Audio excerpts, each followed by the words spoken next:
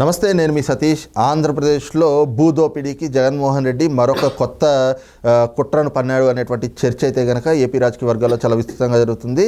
తాజాగా ఏదైతే భూ యాజమాన్య హక్కు చట్టం అంటూ ఆయన తీసుకొచ్చినటువంటి ఒక అంశం అదే ఈ చర్చకు ప్రధానమైనటువంటి కారణంగా కనిపిస్తుంది. మరి దీని వెనకాతలు ఉన్నటువంటి ఉద్దేశాలు ఏంటి, మరి కుట్ర అని జరుగుతున్నటువంటి చర్చకు కారణాలు ఏమిటి అనేటువంటి అంశాలు మనతో చర్చించేందుకు సీనియర్ జర్నలిస్ట్ సత్యమూర్తి గారు ఉన్నారు. సార్ నమస్కారం. నమస్కారం అండి. సార్, ఈ రోజున జగన్మోహన్ రెడ్డి గారు ఏదైతే భూ యాజమాన్య హక్కు చట్టం అంటూ ఒక కొత్త అంశాన్ని తెరపైకి తేవడం, దాన్ని అమలు చేస్తున్నట్లుగా ప్రకటించడం, ఇదంతా కూడా భూదోపిడీకి ఆయన చేస్తున్నటువంటి ఒక కుట్ర. అంటే ప్రజలకు సంబంధించినటువంటి భూముల్ని వాళ్ళకే తెలియకుండా కొట్టేస్తున్నాడు అని చెప్పి ప్రతిపక్షాలు కూడా ఆరోపిస్తున్నటువంటి పరిస్థితి.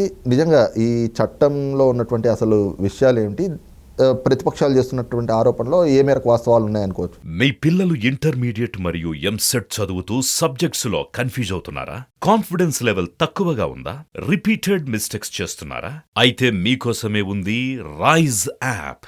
1 lakh question bank, performance analysis, online classes by experts, ఇంకా మరెన్నో ఫీచర్స్ తో మీ ముందుకొచ్చింది rise the perfect guide. Description లో ఉన్న లింకును ఉపయోగించి సబ్స్క్రైబ్ అవ్వండి. ఇది ఏంటంటే ఇది చాలా ప్రమాదకరమైన చట్టం. ఇప్పుడు మీకు ఉదాహరణకి మీకు ఏదన్నా ఆస్తి ఉంది, అది మీ తాత తండ్రుల నుంచి సంక్రమించిన ఆస్తి, దాని మీద మీకు సర్వాధికారాలు ఉంటాయి. అయితే ఈ చట్టం ప్రకారం ఏంటి అంటే మీరు ఒక అధికారి దగ్గరికి వెళ్ళి, సంబంధిత అధికారి దగ్గరికి వెళ్ళి, అయ్యా ఇది మా తాత మా తండ్రికి ఇస్తే మా తండ్రి నాకు ఇచ్చాడు, ఇది నాది అని ప్రూవ్ చేసుకొని ఆయన దగ్గరికి వెళ్ళి సర్టిఫికేట్ తెచ్చుకోవాలి. ఇది ఆ చట్టంలో సింపుల్గా చెప్పేది. అంటే నువ్వు ఇన్ని సంవత్సరాల నుంచి, అంటే తరతరాలుగా నువ్వు ఆ ఆస్తిని అనుభవిస్తున్నా, రిజిస్టర్డ్ డాక్యుమెంట్లు నీ పేరు మీద ఉన్నా, అసలు ఆ భూమి లేకపోతే ఆ ఇల్లు లేకపోతే ఆ స్థిరాస్తి ఏదైనా సరే నీది అయినా సరే, నువ్వు వెళ్ళి ఒక అధికారి దగ్గర చేతులు కట్టుకొని నిలబడి నువ్వు దాన్ని రిజిస్టర్ చేసుకొని రావాలి. ఆ మేరకు కొత్త చట్టాన్ని తీసుకొచ్చాడు జగన్మోహన్ రెడ్డి. ఈ ల్యాండ్ టైటిలింగ్ యాక్ట్ 2023. ఈ చట్టం వచ్చిన అమల్లోకి వచ్చేసింది ఆల్రెడీ. ఇది ఏంటి అంటే ఇప్పటి వరకు న్యాయస్థానాలకి ఉన్న హక్కుల్ని న్యాయస్థానాలకి కాదు, రాష్ట్ర ప్రభుత్వ అధికారాలకి దక్కుతాయి అని, రాష్ట్ర ప్రభుత్వ అధికారాలకి ఆ హక్కులు సంక్రమించేలాగా చట్టాన్ని రూపొందించారు. ఇది కేంద్ర ప్రభుత్వం భూమి రిజిస్ట్రేషను వీటికి సంబంధించి కేంద్ర చట్టాలు, ఆ కేంద్ర చట్టాలకి ప్యారలల్గా చట్టాలు రూపొందించకూడదు. అట్లా రూపొందించడం అనేది తప్పు, అది రాజ్యాంగ విరుద్ధం. కానీ ఆంధ్రప్రదేశ్ ప్రభుత్వం ఏం చేసింది అంటే కేంద్ర ప్రభుత్వ చట్టాలకి సమాంతరంగా వేరే చట్టాలని రూపొందించింది.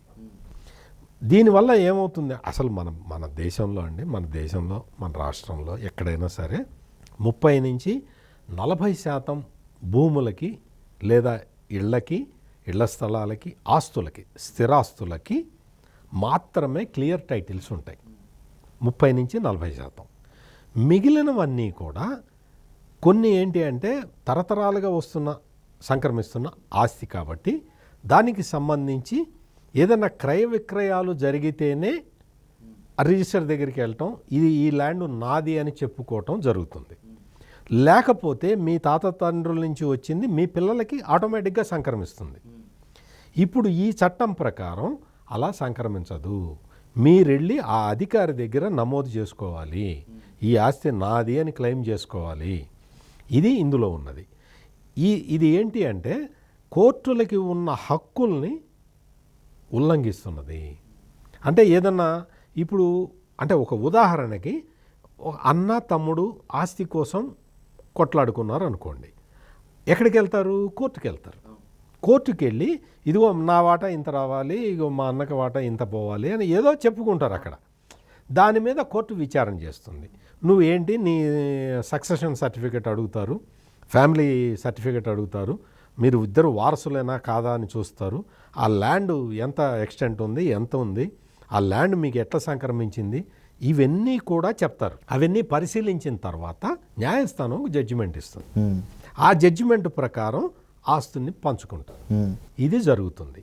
ఇక్కడ ఏంటి అంటే ఈ ఆస్తి కోసం మీరు కోర్టుకు వెళ్ళాలన్నా కానీ అధికారి పర్మిషన్ తీసుకోవాలి. అంటే ఇటువంటివి చాలా ఉన్నాయి. 30 నుంచి 40% మాత్రమే క్లియర్ టైటిల్స్ ఉంటాయి. మిగిలినవన్నీ కూడా ఇట్లా న్యాయపరమైన డిస్ప్యూట్లో ఉన్నవి ప్లస్ రిజిస్టర్ కాని భూములు ఈవెన్ ఇటువంటివి ఉంటాయన్నమాట. ఈ మొత్తం ఇదంతా కూడా ఏంటి అంటే ఎక్కడ అనుమానం వస్తుంది, ఈ చట్టం మీద ఎక్కడ అనుమానం వస్తుంది అంటే నువ్వు న్యాయస్థానాలను కాదని ఒక అధికారిని పెడుతున్నావు. ఆ అధికారి ఎవరు? నీ ఎమ్మెల్యేనో నీ మంత్రో చెబితే వచ్చిన వ్యక్తి.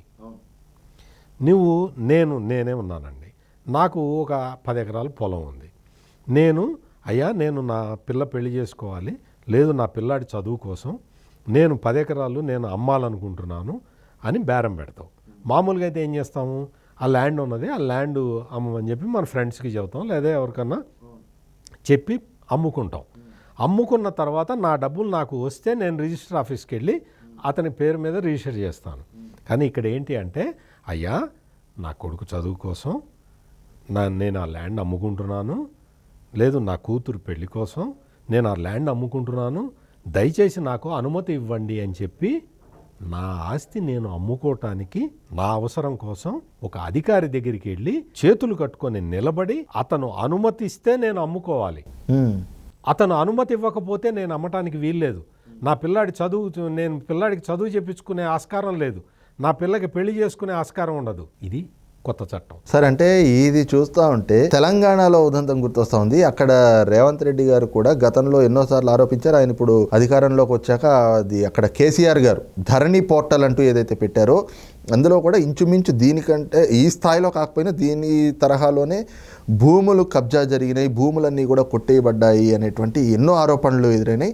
ఈ రోజున రేవంత్ రెడ్డి ముఖ్యమంత్రి అయిన తర్వాత ఆయన ప్రజా దర్బార్ పెడితే దాదాపు 95% ఫిర్యాదులన్నీ కూడా ఆ ధరణి పోర్టల్కి సంబంధించినటువంటి ఇష్యూసే. ఇప్పుడు అదే తరహాలో ఇక్కడ జగన్మోహన్ రెడ్డి గారు ఈ పథకాన్ని తెచ్చారనుకోవాలా?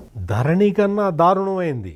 ధరణిలో ఏం చేశారు అంటే, భూమి ఇప్పుడు సర్వే నెంబరు 22/1 అని ఉన్నదనుకోండి, అందులో ఒక 100 ఎకరం ఉందనుకోండి ఆ సర్వే నెంబర్లో.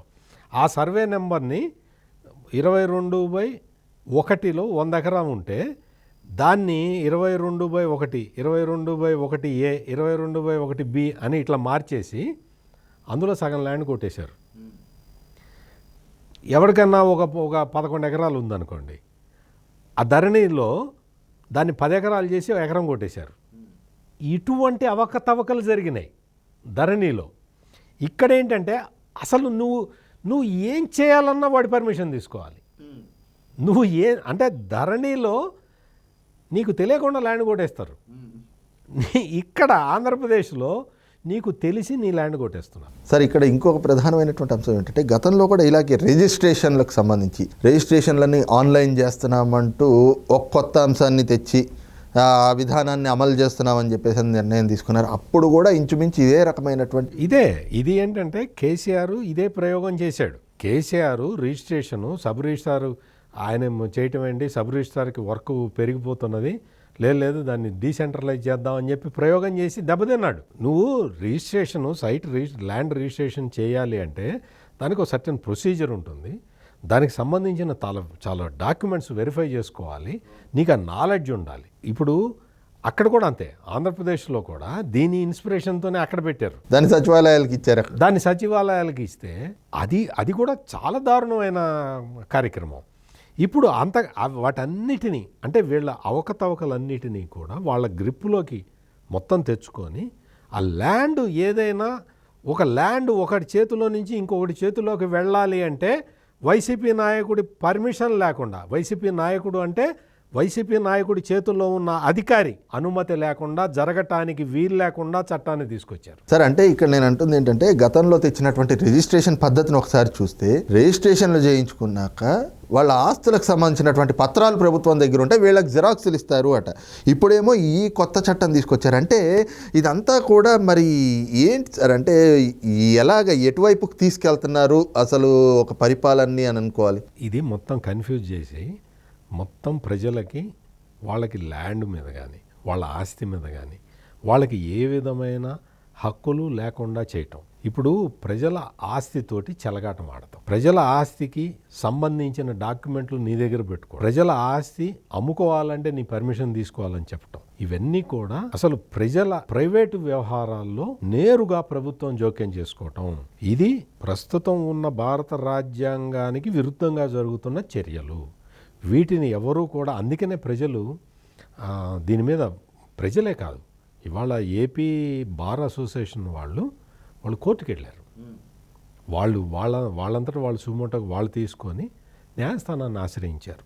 ఈ చట్టం రాజ్యాంగ విరుద్ధమైనదిగా డిక్లేర్ చేయండి అని చెప్పి వాళ్ళు న్యాయవాదులు కోర్టుకు వెళ్ళే పరిస్థితి ఆంధ్రప్రదేశ్ రాష్ట్రంలో వచ్చింది. రైట్, ఇది చూస్తున్నాం కదా. ముఖ్యంగా ఏదైతే పూర్తిగా రాష్ట్రంలో ఉన్నటువంటి భూములన్నీ కూడా తన ఆధీనంలోకి రావాలి, అవన్నీ కూడా తన చెప్పు చేతల్లో ఉండాలి, మొత్తం తన గుప్పిట్లో ఉండాలి అనేటువంటి ఒక దుర్బుద్ధితోటి ఈ రోజున ఒక బకాసురుడు మాదిరిగా జగన్మోహన్ రెడ్డి ఈ భూములన్నీ కూడా భోంచేసేటువంటి కార్యక్రమానికి తెరలేపారు. అందులో భాగంగానే ఈ విధానాన్ని, ఏదైతే భూ హక్కు చట్టం అంటూ ఒక కొత్త విధానాన్ని తెరపైకి తెచ్చారు. అయితే దీనిపైన ఈ రోజున ఏపీ బార్ అసోసియేషన్ కూడా న్యాయస్థానాలను ఆశ్రయించింది. కాబట్టి ఖచ్చితంగా న్యాయస్థానంలో మాత్రం ఏదైతే రాజ్యాంగానికి విరుద్ధంగా జగన్మోహన్ రెడ్డి తీసుకొచ్చినటువంటి ఈ చట్టానికి ఒక చంపపెట్టు లాంటి సమాధానం వచ్చేటువంటి అవకాశాలే కనిపిస్తూ ఉన్నాయి. కానీ ఈ అంశం ద్వారా మాత్రం జగన్మోహన్ రెడ్డి చేస్తున్నటువంటి అక్రమాలు ఏమిటి అన్నది కూడా ఒకసారి ప్రజలకి మరొకసారి నిరూపితమైంది అన్నటువంటి భావాన్ని సీనియర్ జర్నలిస్ట్